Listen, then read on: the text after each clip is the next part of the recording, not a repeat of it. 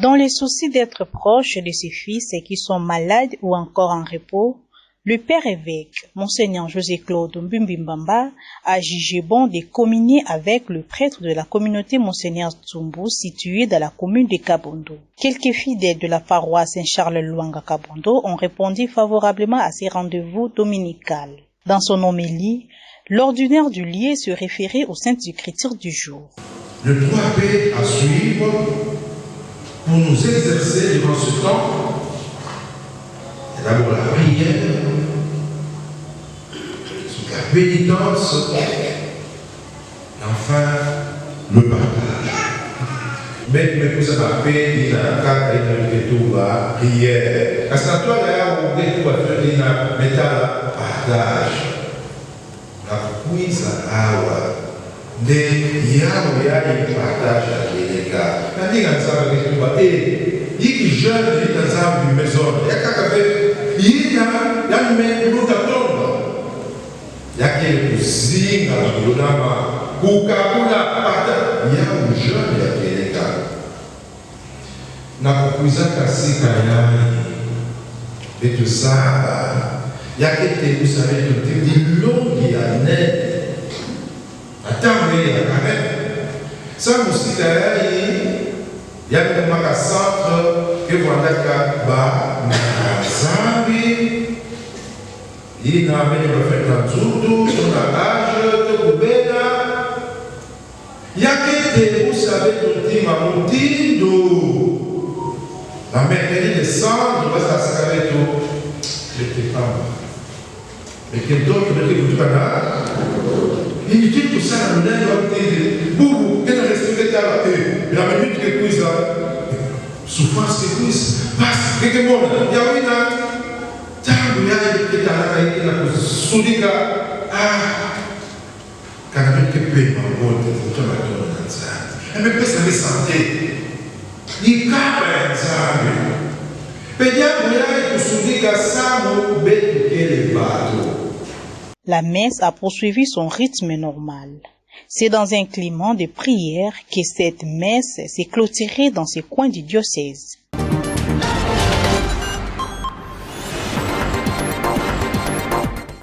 Cultiver un esprit d'entrepreneurial, s'adapter aux exigences universitaires et saisir les opportunités présentes de maintenant sont les clés de la réussite pour ces jeunes étudiants enthousiastes réunis lors de la cérémonie d'accueil et d'intégration du corps professoral ainsi que des étudiants de cet alma mater. Étant donné que l'IST Boma est une institution de l'Église catholique, une messe a eu lieu le samedi dernier à la cathédrale Notre-Dame de l'Assomption, sous la présidence du délégué de l'évêque, l'abbé André Lelo Dumbumba. Dans son speech, l'officiant s'est référé aux saintes écritures du jour. Il a également pris l'accent sur les attentes et les comportements attendus des étudiants à l'université ou institut supérieur en prodiguant des conseils précieux sur la façon de s'adapter à ces nouveaux environnements académiques. Pendant ce temps liturgique qui nous prépare à Pâques, la plus grande fête des chrétiens, l'Église nous invite à plus d'attention et d'engagement pratique en ce qui concerne la prière, le jeûne lié à la pénitence, le partage ou aumône, les exercices spirituels dont les résultats, les fruits sont attendus positifs de la part de chaque chrétien et de chaque chrétienne. Nous venons d'écouter la parole de Dieu. Dans la première lecture, tirée du livre de Deutéronome, Moïse est chargé de rappeler aux enfants d'Israël qu'il est un peuple choisi par Dieu. Tu seras un peuple consacré au Seigneur ton Dieu.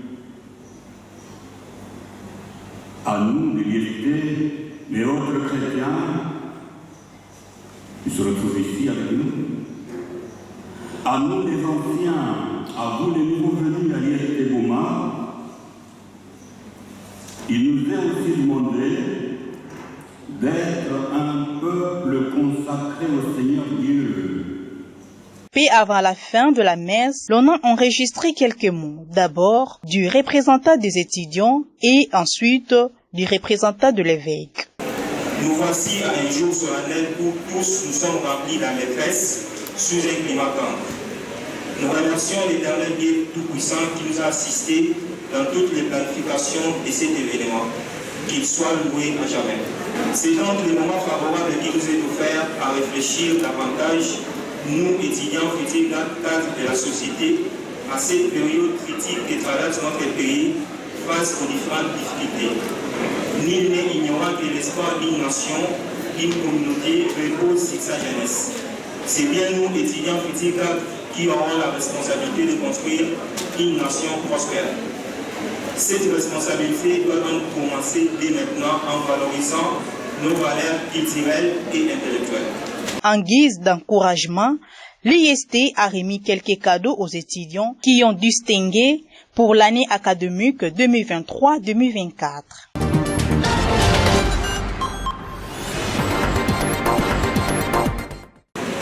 En ce samedi 15 mars 2025, où l'IST Poma ex-ICIA procède à l'accueil et à l'intégration de nouveaux étudiants dans sa grande famille pour cette année académique 2024-2025, au nom de toute la communauté, je suis ravi de vous souhaiter la bienvenue. C'est un moment de joie et de célébration alors que nous nous rassemblons pour non seulement le début d'une nouvelle année académique, mais aussi le commencement des voyages intellectuels, spirituels et humains intéressants pour chacune et chacun de nous. Nous sommes honorés de la présence de Monseigneur José-Claude, évêque de Poma, et à ce titre promoteur de notre alma mater, qui nous honore de sa bienveillance et de sa sollicitude pastorale. Sa présence représentée ici et maintenant parmi nous, aujourd'hui, nous rappelle davantage notre engagement à promouvoir une éducation intégrale qui nourrit à la fois l'esprit et l'âme. À vous, nouveaux étudiants, je voudrais vous inviter à saisir cette opportunité exceptionnelle qui s'offre à vous. Que cette expérience académique vous aide à cultiver un esprit entrepreneurial. À vous de vous adapter aux exigences universitaires et à saisir les opportunités présentes dès maintenant. C'est vous, les étudiants d'aujourd'hui, qui aurez un impact considérable sur notre avenir. Votre générosité, votre créativité et votre ingéniosité sont des vertus qui forment la richesse de notre population et de notre pays. Quel que soit votre domaine d'études ou votre cheminement par la suite, je suis impatient de voir comment vous allez aider à créer un pays toujours plus averti et bienveillant au sein duquel nous pourrons tous travailler ensemble pour le bien de la collectivité.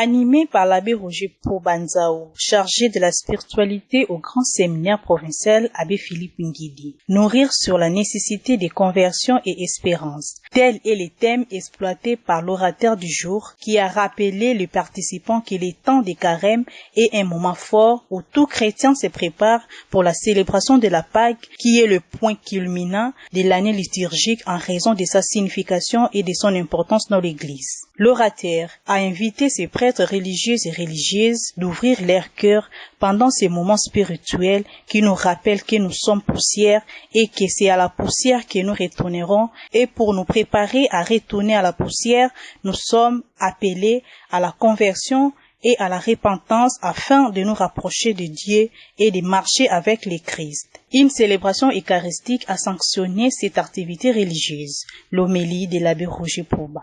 Nous sommes placés devant une exigence qui semble presque inaccessible. Soyez parfaits comme votre Père céleste est parfait. Matthieu 5, 48.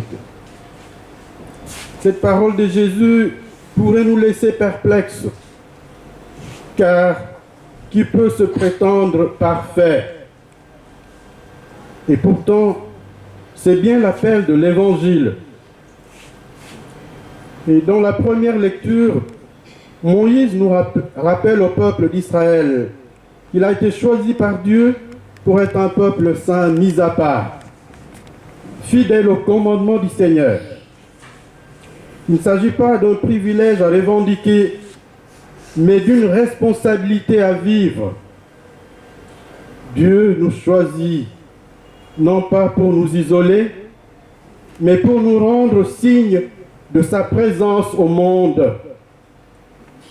Et cet appel n'a rien perdu de son actualité. Par le baptême, nous avons été consacrés à Dieu. Nous sommes appelés à marcher sur ses chemins, à observer ses commandements, non par contrainte, mais par amour.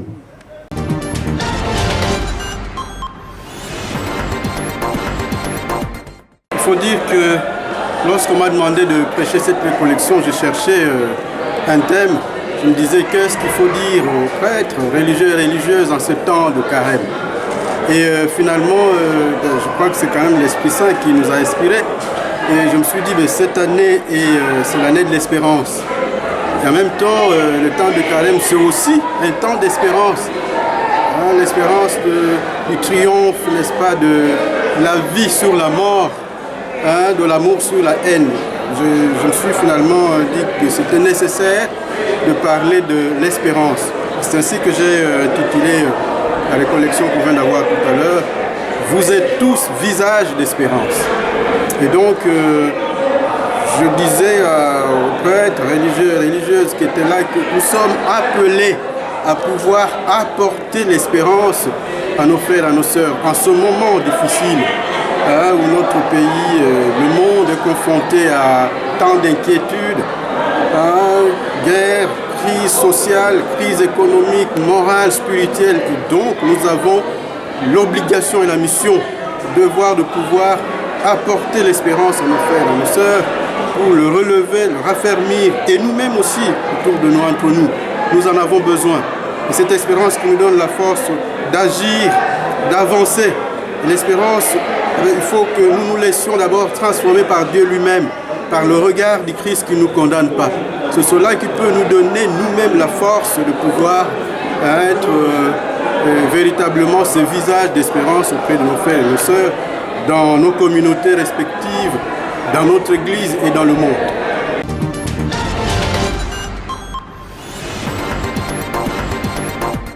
La paroisse Mama Luzingu a vibré au rythme de la création et présentation de la confrérie des amis de la radio-télé diocésaine Wisani, sous l'animation de deux chorales. Dans son homélie, l'abbé ingénieur Richard Kondengoma a invité les fidèles à ces temps de carême de vivre la vraie conversion du cœur, toujours en se référant aux 3 P que l'Église nous propose, à savoir la prière, la pénitence et le partage.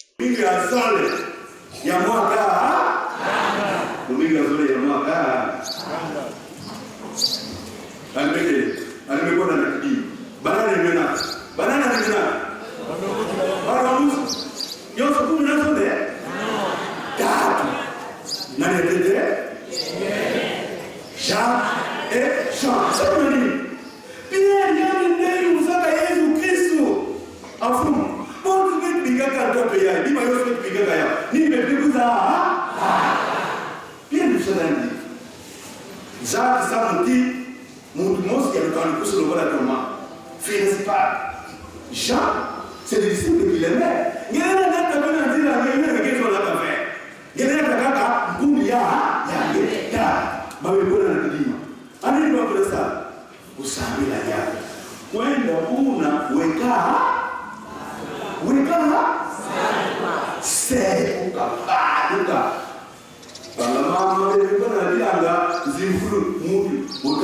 aucun qui tout cas. Nous ne dit pas la pensée. Mais non, il change. C'est le changement.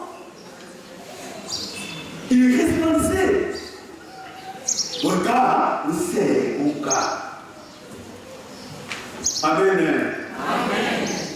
Les mamans, tout va. Ah, vous, oh, tout fouet.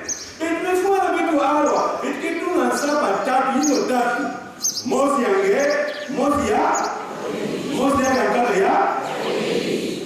Quand on est évangile, on s'oublie.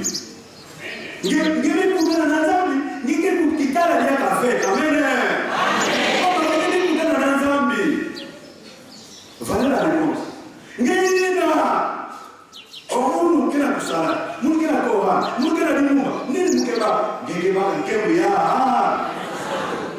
Peu avant la fin de l'Eucharistie, l'officiant du jour a procédé à la création et à la présentation officielle de l'équipe dirigeante de la confrérie des Amis de la RTDN de la paroisse Mama Luzingu, dont à la tête Gisèle Mvoezolo, qui est désormais la présidente de cette structure. Puis, c'était les encouragements de la part des membres de la RTDN Bon Pasteur. C'est dans une ambiance festive que cette messe s'est clôturée à la paroisse Mama Luzingu.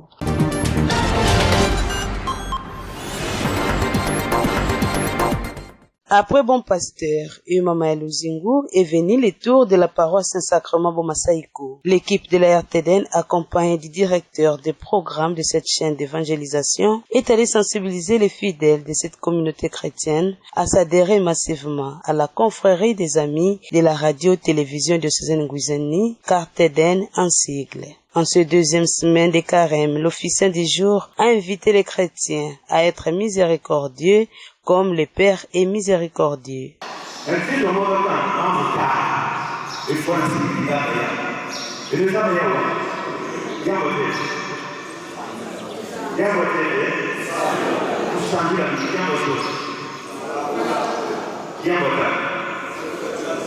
Voilà. Prière, pénitence, partage. Vous savez la vie. Vous faites quoi ça? Dites le temps. Et vous avez là, oui. Papa, il y a une chose. Si quand la vérité se dit à la santé, elle est la mort de la attaque au roi, vous dites que les batailles sont pas pour nous, et ça, que vous êtes pouvoir faire. On va faire. Et tu vois, quand la vie est la ah ouais, les collègues de l'État de la Santé, tout ça, il y a ah, ça peut la la force de Dieu. That's how I know what Amen. Puis la messe matinale de ce lundi 17 mars 2025 a poursuivi son rythme normal. Avant la fin de la messe, le directeur de programme a remis d'une manière volontaire, par le biais de la journaliste présente à cette Eucharistie, une enveloppe à chaque fidèle, une façon pour eux d'accompagner cet instrument d'évangélisation.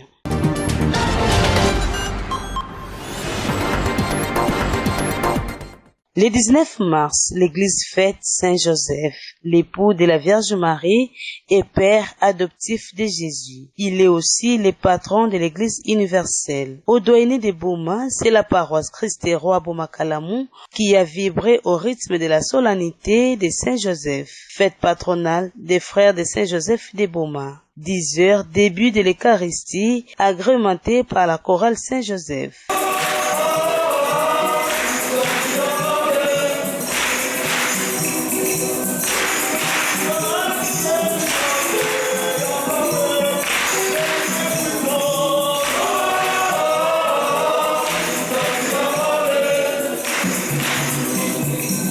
Étaient présents à cette solennité les membres de la congrégation des frères de Saint-Joseph de Boma, les représentants du maire, les sœurs servantes de Marie de Boma, les sœurs servantes des pauvres, les Joséphites, les élèves du complexe scolaire Saint-Joseph, ainsi que d'autres invités. Dans son homélie, l'ordinaire du lieu a fait savoir que Saint-Joseph est modèle de foi, d'obéissance et d'humilité. Il a veillé sur la Sainte Famille et des âmes en détresse. Il est invoqué pour obtenir force, sagesse et persévérance dans les épreuves. Aujourd'hui, c'est la fête, le jeûne. nous sommes cette période qu'on appelle le carême. Vous voyez, souvent il y a le violet, couleur sombre. Mais aujourd'hui, ça change, c'est du blanc. Grande fête. Parce que c'est notre fête, c'est votre fête. Je sais que vous êtes élèves ici, Institut Saint-Joseph, complexe Saint-Joseph. C'est votre fête, une grande fête dans l'église.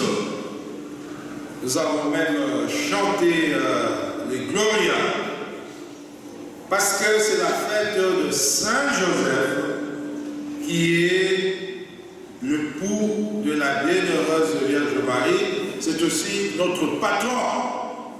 C'est le patron de frère de Saint-Joseph de Beaumont, patron de Joséphite, que nous voyons là. En tout cas, une grande fête parce que Saint-Joseph, c'est aussi le patron de l'Église universelle.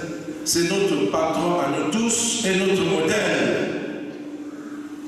Modèle de foi, d'obéissance à la parole de Dieu. Modèle dans le respect de ses engagements en famille, comme père de famille, parce qu'il était le gardien de la Vierge Marie et le père nourricier de Jésus. Il a fait son travail de père. Il a agi avec un cœur de père. Et voilà, nous nous confions à lui pour qu'il nous protège, qu'il nous guide comme un père, comme avec un cœur de père. Voilà pourquoi nous sommes en fête.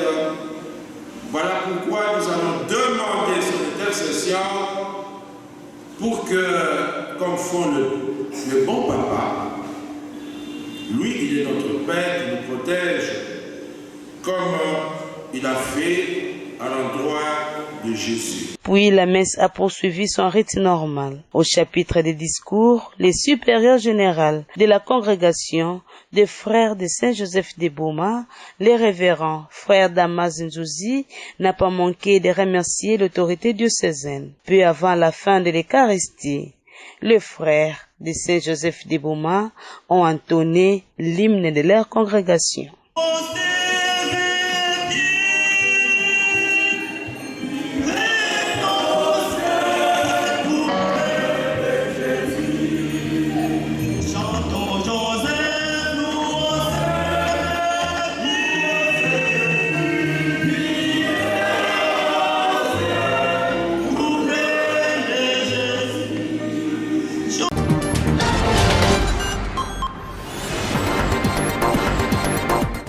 Grâce à Dieu, nous avons de bonnes impressions parce que la célébration eucharistique était bel et bien passée et organisée, célébrée par son Excellence, Monseigneur l'évêque.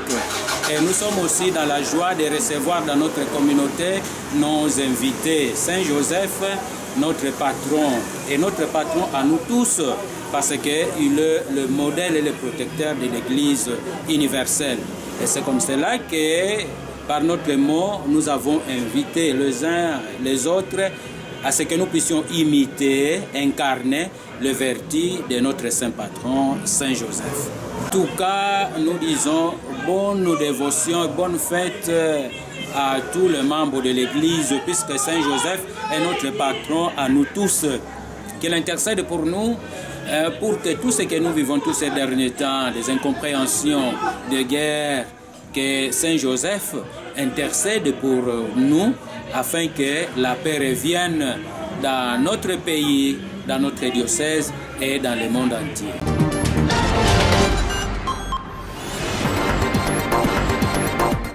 La Caritas Développement du diocèse de Beaumont, par son bureau diocésain de solidarité et partage, a procédé ce jeudi 20 mars 2025 au lancement officiel d'un projet social et environnemental dénommé Projet de production de sensibilisation à l'utilisation des foyers améliorés. Cette activité s'est déroulée dans la salle Jean-Paul II. Quelques autorités politico-administratives ainsi que les invités venant de différents coins de la ville ont répondu présents à cette activité. Prenant la parole en premier, l'abbé Landry Dinandi, l'économe diocésain, a souhaité la bienvenue à l'Auguste Assemblée. Puis c'était la présentation du projet faite par les coordonnateurs de la Caritas Développement, l'abbé Aimé Swami. Ces derniers a fait savoir l'importance de ce projet qui a comme mission d'accompagner les personnes vulnérables pour quitter leur vulnérabilité, s'occuper de la jeunesse afin de devenir utile dans la société. Il a également parlé de l'objectif poursuivi de cette formation qui n'est rien d'autre que d'apprendre les jeunes à créer le progrès économique et de savoir son rôle. Le projet que nous lançons ici, comme je l'ai dit, c'est un projet de la Caritas Développement. Le répondant, c'est la Caritas Développement et la mise en œuvre a été confiée au Bureau diocésain de solidarité et partage. Quelle est notre mission? Notre mission est celle de témoigner de la compassion de l'Église auprès des personnes vulnérables ou rendues vulnérables suite à des situations malheureuses ou imprévues, telles que des catastrophes naturelles. C'est une situation imprévue. Et l'Église est présente en ce moment-là. Et elle est présente par ses services. C'est ça la mission de BDSP. Nous nous occupons aussi des personnes vulnérables ou vivant dans des situations de vulnérabilité telles que les orphelins, le vieillard, les personnes vivant avec handicap. Et vous le remarquerez que dans ce projet, on a sélectionné même des personnes vivant avec handicap, parce qu'ils doivent retrouver leur dignité. Nous nous occupons aussi des enfants de la rue et des filles mères, des jeunes chômeurs, des Koulouna. C'est ça la mission du BDSP, trouver des solutions pour que ces personnes quittent ces situations de vulnérabilité. Les participants ont activement pris part aux discussions en proposant des recommandations concrètes pour accompagner les jeunes à améliorer leur vie quotidienne. Les représentants du maire de la ville de Boma n'ont pas manqué de louer l'initiative. Signalons que ces projets revêtent une importance capitale pour la ville de Boma dans la mesure de diminuer les taux de chômage pour l'intérêt de la communauté. Une initiative appuyée par la Caritas Haute-Autriche.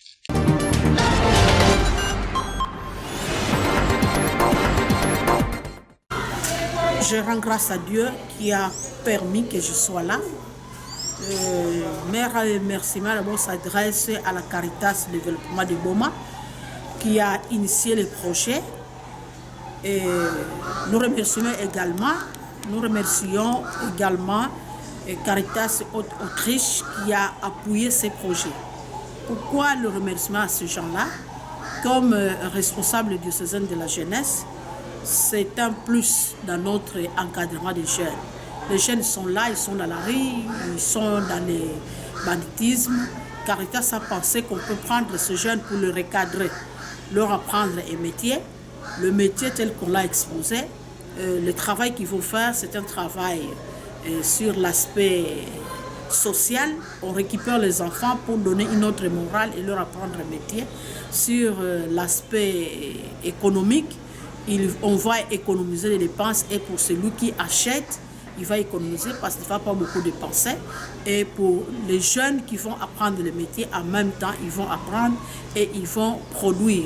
Sur l'environnement, on va limiter la destruction de la forêt, ce qui va nous permettre d'obtenir encore un peu plus d'oxygène parce que les arbres seront là. Ça va produire encore beaucoup d'oxygène pour permettre aux hommes de bien vivre. Donc, c'est que j'ai eu de plus là-bas. c'est d'apprendre qu'on peut aussi moins dépenser pendant le mois par rapport à la braise. Si nous utilisons 2 sacs de braise, avec l'utilisation de ces foyers améliorés, nous allons utiliser moins de braise que d'ordinaire. Donc ça va aussi nous permettre de faire des petites économies par rapport aux dépenses habituelles et pour faire la cuisine. À nos jeunes qui vont participer à ces projets, qui vont le réaliser, parce que le projet sera réalisé par ce jeune. Ce sont les jeunes qui vont se mettre au travail. J'invite à ces jeunes, si hier ils ont été peut-être des délinquants, hier ils ont été des chômeurs, de prendre au sérieux ce travail, d'y mettre beaucoup d'amour, beaucoup de conscience pour que le travail soit bien fait.